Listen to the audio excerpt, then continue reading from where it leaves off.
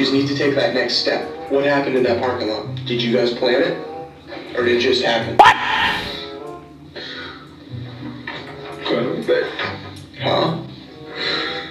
Hey, man. I can't. What'd you say? Yeah, he started crying like a bitch. I told y'all I know. Some bad happened, man. Some bad. I understand what and I don't you're think that you forced it. I don't think that you or your buddies or anybody else, well, maybe you're running your mouth a little bit. Eventually, the detective decides that he's not going to get anything else out of Cox and calls off the interrogation. But that's not where the case ends. In fact, the most interesting but tragic part happened just hours after the interrogation was held. Later that day, Cox was released on bail, but 11 hours later, he was shot and killed by another gang member. Meaning if he had actually confessed, he just might have spared his own life. See what I be talking about with this shit, bro? Loyalty to dudes that's gonna kill you anyway. They offed him anyway. Bro, they offed their own guy anyway. What it is, what it do? It's your boy J-Ski Reacts back with another banger. You already know the vibes. Welcome back to the channel. I got another hit for y'all, all right? When wannabe gangsters realize they going to jail, you're gonna see them turn real quick. They're gonna turn bitch real quick, all right?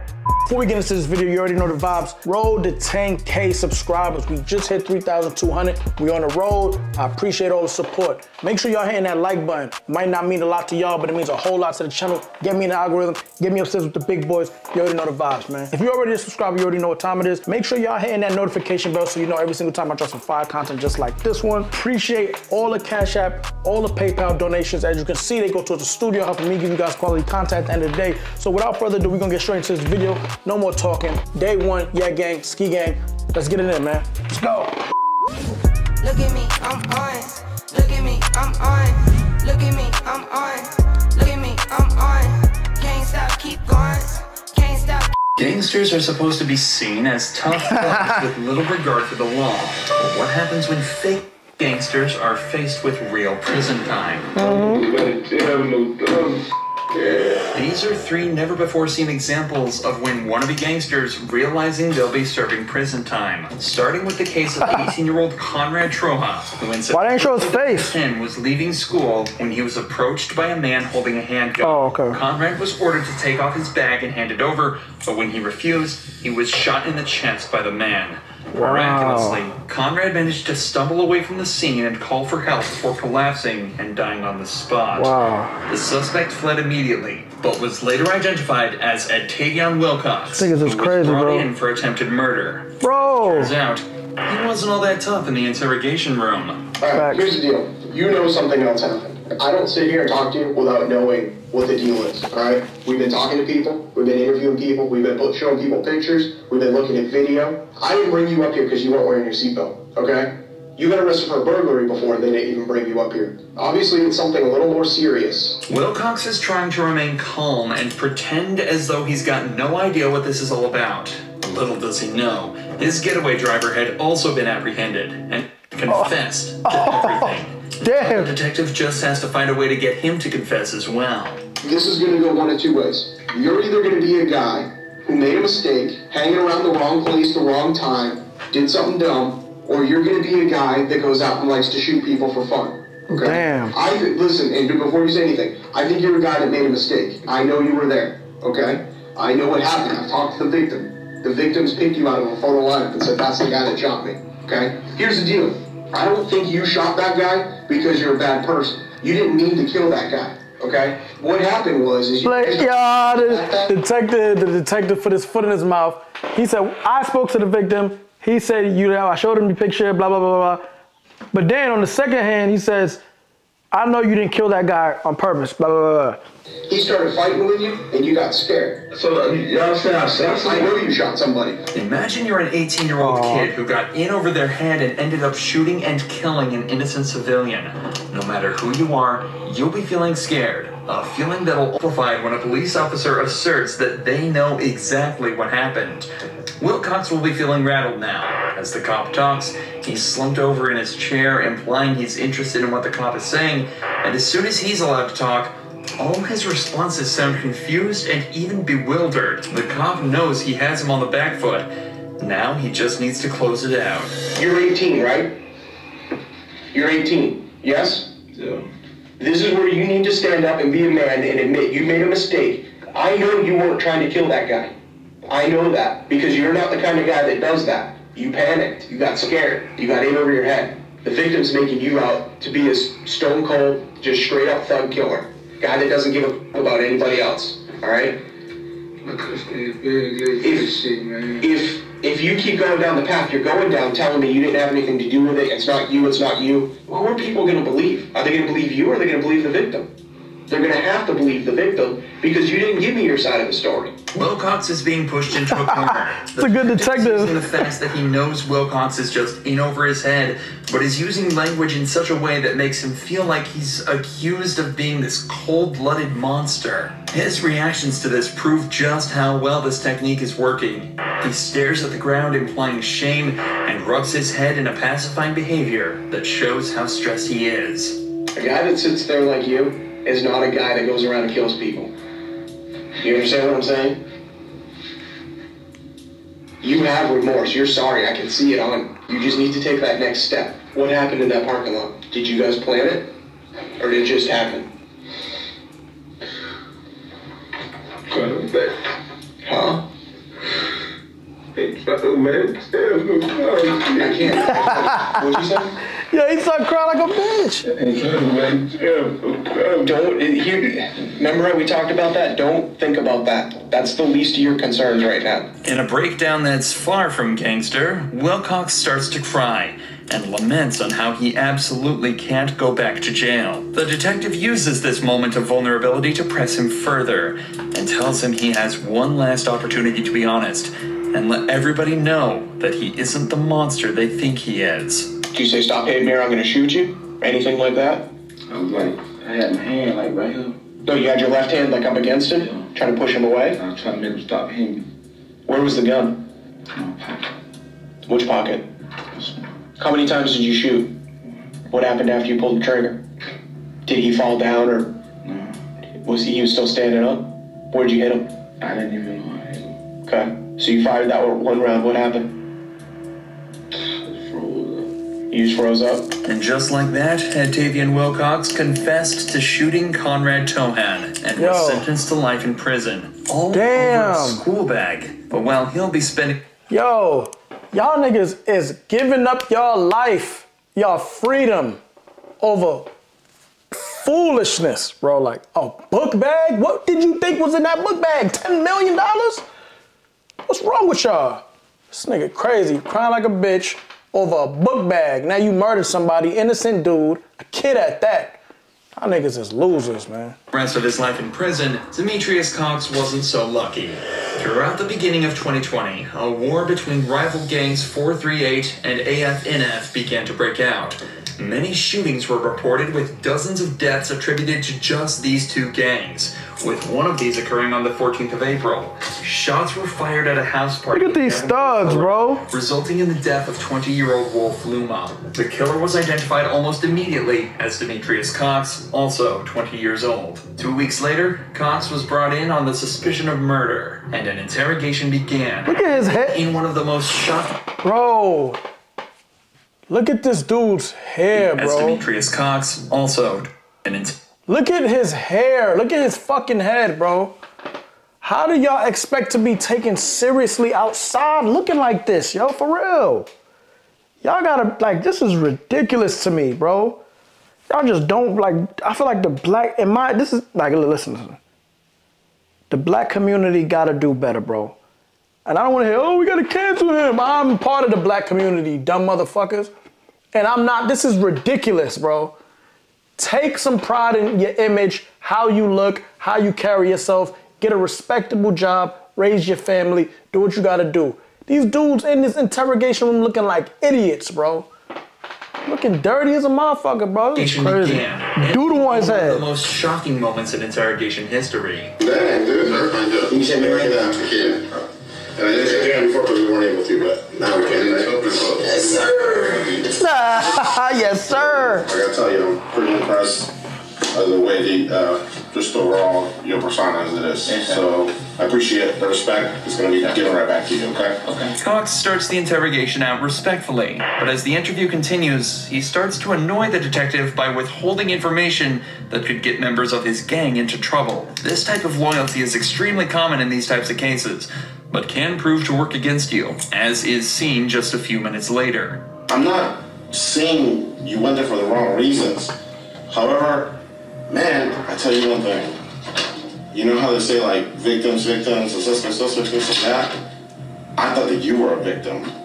Sure I am, but now y'all make it seem like I'm a suspect. No. I thought you were a victim, and I thought that you were going to give us the justification, the explanation for what happened. Listen. But you come in here and you can't even with little details like that, like, who cares?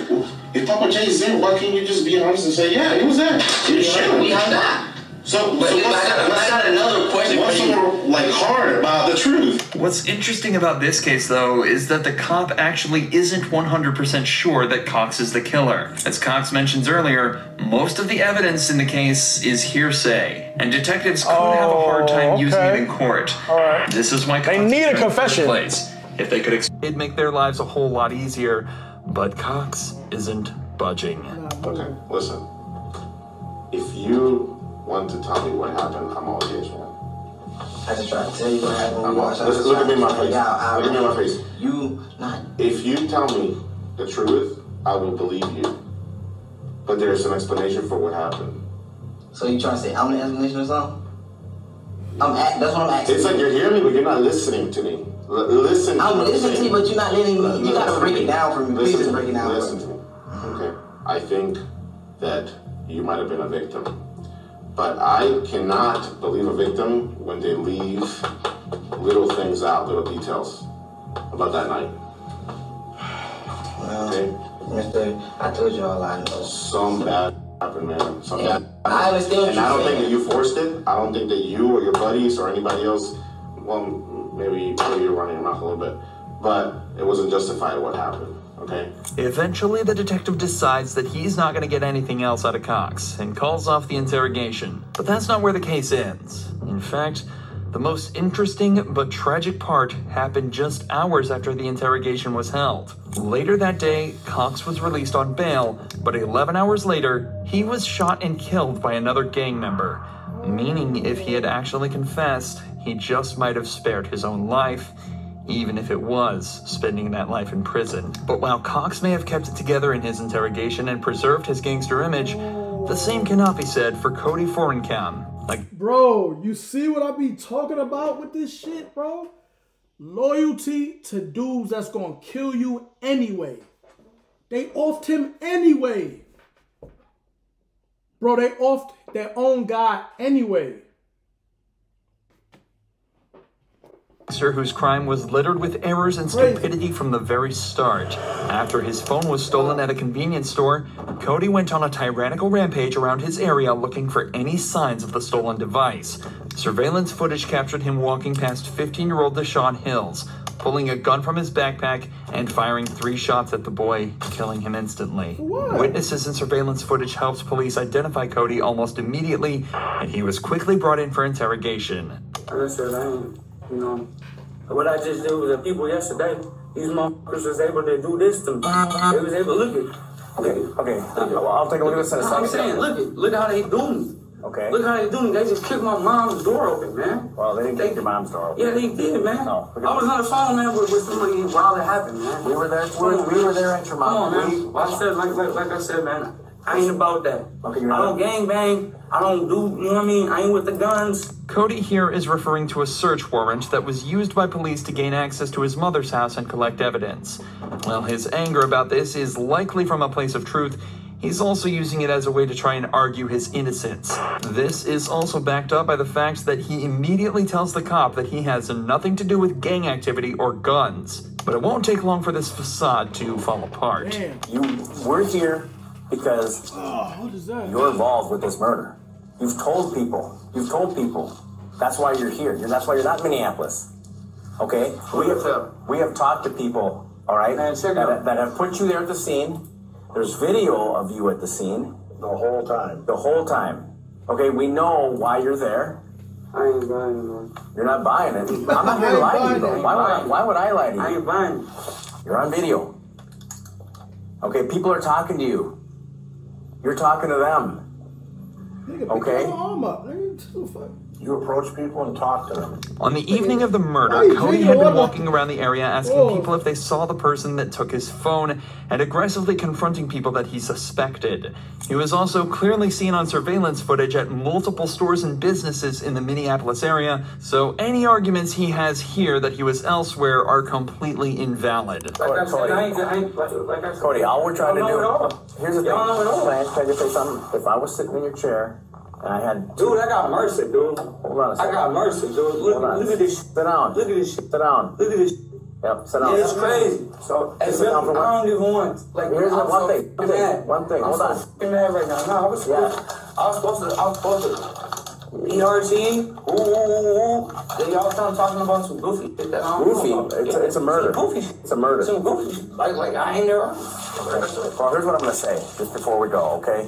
Was that if I was sitting in your chair and I had two people ask me where I was on a specific day, and they're saying that I did a murder. Durfee did with me just yesterday. I'm not talking about Durfee. I'm saying if you ask me what I ate for dinner, I might not remember. Also take a look at Cody's language and demeanor in general. Right from the start, he's been defensive and attempting to combat every single thing the detectives have said to him. Instead of respectfully listening to their points and trying to give counters to the cops' evidence, he either talks over them or just says, "I don't believe you," and fails to give any evidence in his defense. If Cody was innocent, he'd likely be doing everything he can to stay on the cops' good side and help them out by providing evidence that would acquit him. And as it turns out, he was about to start providing evidence.